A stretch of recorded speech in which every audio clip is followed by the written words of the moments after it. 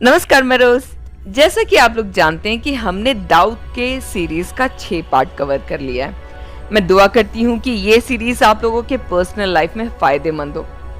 हमने last part में देखा कि सिगलग में दाऊद तक शाऊल की मौत की खबर पहुंचती है। मैं आज थोड़ा सा रिवाइंड करके आप लोगों को उस सीन में लेकर जाना चाहती हूँ जहाँ शाऊल एक भूत सिद्धि करने वाली से शमूएल की आत्मा को बुलवाती है। क्या मरे हुए व्यक्तियों की आत्मा कोई जिंदा मनुष्य बुला सकता है? क्या एक जादू टोना करने वाली एक विच नबी की आत्मा को वापस बुलाने का सामर्थ्य रखती है? चलिए इस पॉइंट को क्लियर करने के बाद हम आगे की स्टोरी को समझेंगे। पॉइंट को बताने से पहले मैं जरा आपको बैकग्राउंड सीन क्लियर करके देती हूँ। वैसे मेरा आंसर है कि वो भूत सिद्धि वाली स्त्री नबी शमूएल की आत्मा को नहीं बुला सकती और वो शमूएल नहीं था। इस पॉइंट को मैं आप लोगों को क्लियर करके दूंगी, मगर पहले उस सीन में पहुंचते हैं। सीन कुछ ऐसा है। फिलिस्ती इजराइल के खिलाफ युद्ध करने के लिए शूनेम में अपना छावनी डालते हैं। ये वही युद्ध है जिससे दाऊद को हिस्सा लेने नहीं दिया गया था, जहां से वापस वो सिगलग में पहुंचा था। जब शाऊल फिलिस्ती की छावनी को गिलबो में अपने छावनी से देखता है तो वो डर जाता है, क्योंकि फिलिस्ती बलशाली थे। उनकी सेना इजराइल से ज्यादा थी। शाऊल बहुत डर गया, कांप उठा। शाऊल ने डर डर के यहोवा से पूछा, मगर यहोवा ने शाऊल को कोई जवाब नहीं दिया। ना कोई स्वप्न दिखाया, ना किसी भविष्यवक्ताओं द्वारा कोई भविष्यवाणी की, और ना ही ऊरिम के द्वारा बताया। ऊरिम के बारे में मैंने पहले एक वीडियो डिटेल में बनाया था। अगर वो वीडियो नहीं देखा तो जस्ट शॉर्ट नॉलेज के लिए बता दूं। ऊरिम और तूरिम 2 पत्थर है जो महापुरोहितों के ड्रेस के अंदर रखा करते थे। जब भी कोई बात इजरायली राजाओं को यहोवा से पूछना होता था, जैसे कोई यस और नो का आंसर, हम युद्ध में जाएं कि नहीं जाएं, हम जीतेंगे कि नहीं जीतेंगे, जैसे सवालों में उनमें से एक पत्थर में लाइट आता था। एक पत्थर ब्लैक और दूसरा व्हाइट कलर का होता था, और इस लाइट की वजह से उन लोगों को पता चल जाता था कि यहोवा का आंसर यस है या नो। तो इस युद्ध के बारे में, अपने भविष्य के बारे में यहोवा की दिल की बात जानने के लिए शाऊल ने अपनी हर कोशिश कर ली थी, मगर यहोवा ने उसे कोई जवाब नहीं दिया, क्योंकि यहोवा ने ऑलरेडी शाऊल को रिजेक्ट कर दिया था। तब शाऊल के दिमाग में अगला ऑप्शन आता है कि भूत सिद्धि करने वाली लेडी। जिस एक्ट से परमेश्वर नफरत करता था, उसी एक्ट से परमेश्वर की दिल की बात जानने की कोशिश करने से बड़ी बेवकूफी कुछ न होगी। व्यवस्था विवरण 18 का 9 से 12 सुनिए। जब तू उस देश में पहुंचे जो तेरा परमेश्वर यहोवा तुझे देता है, तब वहां की जातियों के अनुसार घिनौना काम करना ना सीखना। तुझ में कोई ऐसा ना हो जो अपने बेटे या बेटी को आग में होम करके चढ़ाने वाला, या भावी कहने वाला, या शुभ अशुभ मुहूर्तों का मानने वाला, या टोना या तांत्रिक या बाजीगर या ओझे से पूछने वाला, या भूत साधने वाला, या भूतों को जगाने वाला हो। क्योंकि जितने ऐसे ऐसे काम करते हैं वे सब यहोवा के सम्मुख घृणित है, और इन्हीं घृणित कामों के कारण तेरा परमेश्वर यहोवा उनको तेरे सामने से निकालने पर है। तो देखा आपने, ऐसा कोई भी काम करना परमेश्वर को पसंद नहीं। यदि जाने अनजाने में आप में से भी कोई ऐसी गलती कर रहा है तो परमेश्वर से माफी मांग अपने आप को साफ कर ले। किसी से हाथ पड़वाना, राशिफल देखना, अपने शुक्र शनि राहु केतु सबको देखना बंद कर दे, क्योंकि आपका भूत और भविष्य सब यहोवा के हाथ में सुरक्षित है। तो ऐसे तैसे ढूंढ ढांड कर उनको इंदौर की भूत सिद्ध करने वाली एक लेडी का पता मिल जाता है। वैसे शाऊल ने ही पहले इजराइल से ऐसे लोगों को बाहर निकाला था, और अब ऐसा करने का परमिशन इजराइल में किसी को नहीं था। फिर भी जिसने रूल बनाया उसी ने उसे तोड़ा। राजा शाऊल रात के अंधेरे में अपने साथ 2 लोगों को लेकर नॉर्मल लोगों की तरह कपड़े पहनकर करीबन 6 किलोमीटर सफर कर उस महिला के घर तक पहुंचते हैं, और वो उससे कहता है कि मैं जिसका नाम लूंगा उसे बुलवा और मेरा भविष्य बता। इस महिला को ये नहीं पता कि ये राजा है। वो बोली, तुझे नहीं पता यहाँ के राजा ऐसा काम करने वालों को पनिशमेंट की आज्ञा सुनाया है? मुझे नहीं मरना बाबा। शाऊल ने परमेश्वर यहोवा के नाम से शपथ खाई कि उसे कुछ नहीं होगा। गलत काम करने के लिए भी परमेश्वर का शपथ। आपने तो नहीं खाया कभी? गॉड प्रॉमिस ऐसा, गॉड प्रॉमिस वैसा। कभी मत कहना ऐसा। एनीवेज, उस विच ने बोला, अच्छा बता किसे बुलाना है? वो बोला, शमूएल को। वो शमूएल को बुलाती है। शमूएल उससे भविष्य भी बताता है, और जैसे जैसे बताता है वैसे वैसा होता भी है ऑलमोस्ट। मगर अब मैं आपको बताती हूँ कि वो सैमुअल क्यों नहीं था। जब उसने सैमुअल का नाम लिया तो ये विच जरा भी नहीं हिचकिचाई। नबी शामिल को कौन नहीं जानता था, मगर सैमुअल की आत्मा आते ही वो डर जाती है और ये बोलती है कि तूने झूठ क्यों बोला, तू तो राजा शाऊल है। तो जो भी आत्मा वहां आया उससे उसको ये पता चला कि ये शाऊल राजा है, इसलिए वो ज्यादा डर गई।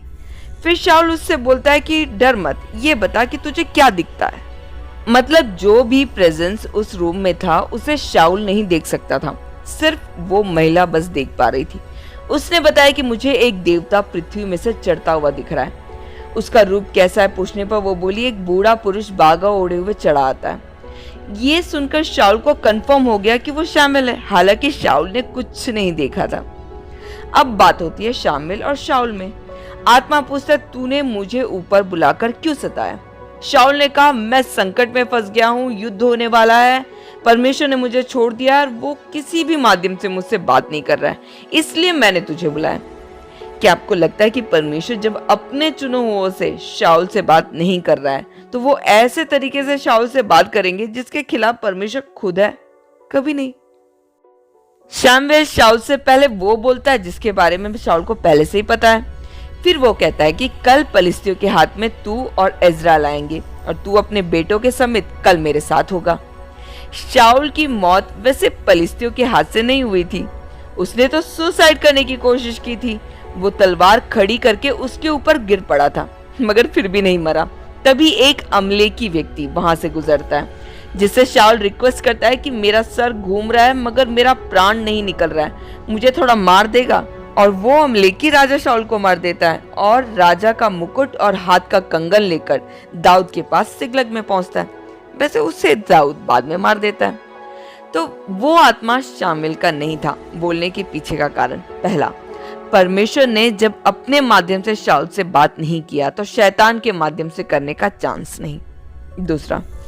दूसरा कुरिन्थियों 11:14 में लिखा है कि यह कुछ अचंभे की बात नहीं, क्योंकि शैतान आप भी ज्योतिर्मय स्वर्गदूत का रूप धारण करता है। मेरा पॉइंट यह है कि शैतान का दूत ही सैमुएल के रूप में आया। जो भी मरे हुए लोगों की आत्मा को देखने का क्लेम करते हैं वो एक्चुअल में शैतान का दूत ही होता है, जो उन लोगों का रूप धारण करके आता है। अब रही भविष्य जानने की बात, तो आधा सच तो शैतान भी जानता है, क्योंकि वो इस संसार का प्रभु है। आपको याद होगा प्रेरितों की पुस्तक में लिखा है कि एक लेडी जिसके अंदर दुष्ट आत्मा था वो लोगों का भविष्य बताती थी। वो पौलुस के पीछे घूम घूम कर सबको बोल रही थी कि ये लोग परम परमेश्वर के सेवक है, ये तुम्हें मुक्ति का मार्ग का संदेश सुना रहे हैं। पौलुस का रिस्पॉन्स क्या था? उसने कहा, दुष्ट आत्मा यीशु के नाम से निकल जा, और वो लड़की फ्री हो गई। उम्मीद करती हूँ कि ये टॉपिक आपका क्लियर हो गया होगा। तो अब आगे पढ़ते हैं। दाऊद के अब अच्छे दिन शुरू हो गए थे। अब जीत उसके हिस्से में आ रहा था।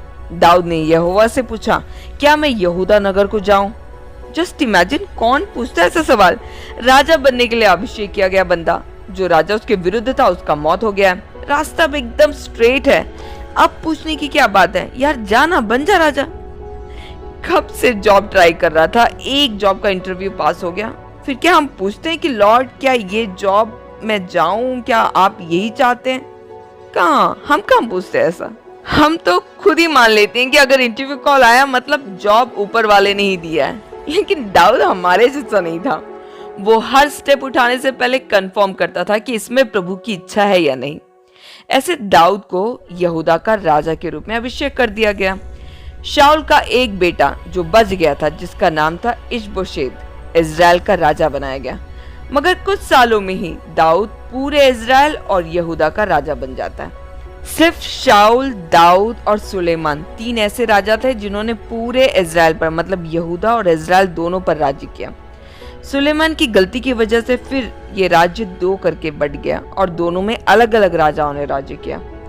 दाऊद एक एक करके ऊंचाइयों में चढ़ता गया। गरीबी में कैसे जीना है ये किसी भी इंसान को सिखाने की जरूरत नहीं पड़ती, वो तो इंसान अपने आप ही सीख जाता है। मगर असली परख तो तब होती है जब इंसान के हाथ में पैसा और पावर आ जाता है। क्योंकि रईसी में जीना सबके बस की बात नहीं, क्योंकि ये रईसी अकेले नहीं आता, ये अपने साथ घमंड, अहंकार, पाप और कभी कभी मूर्खता भी लेकर आ जाता है, और जिसके साथ डील करना उतना आसान नहीं। मुझे तो लगता है कि पैसे वालों को परमेश्वर की गाइडेंस की ज्यादा जरूरत होती है, ताकि वो परमेश्वर के रास्ते पर अंत तक चल सके। गरीब को तो वैसे भी परमेश्वर खुद ही चलाता है। शायद इसलिए ही बाइबल में लिखा है कि किसी धनवान व्यक्ति का स्वर्ग में प्रवेश करना मुश्किल काम है। मैं ये नहीं कह रही हूँ कि धनवान मत बनो, ऊपर वाले के आशीष से भरे रहिए, मगर परमेश्वर से, उनके वचनों से हमेशा जुड़े रहें। अगले एपिसोड में हम देखेंगे कि पावर का दाऊद की जिंदगी में क्या असर हुआ, दाऊद ने अपने लाइफ में कौन कौन सी गलतियां की। आज के लिए बस इतना ही। तो फिर खुश रहिए, बाइबल पढ़ते रहें, प्रभु में बढ़ते रहें और अपने लाइफ को बाइबल के हिसाब से करेक्ट करते रहें। यीशु मसीह आप सभी को आशीषित करे। धन्यवाद।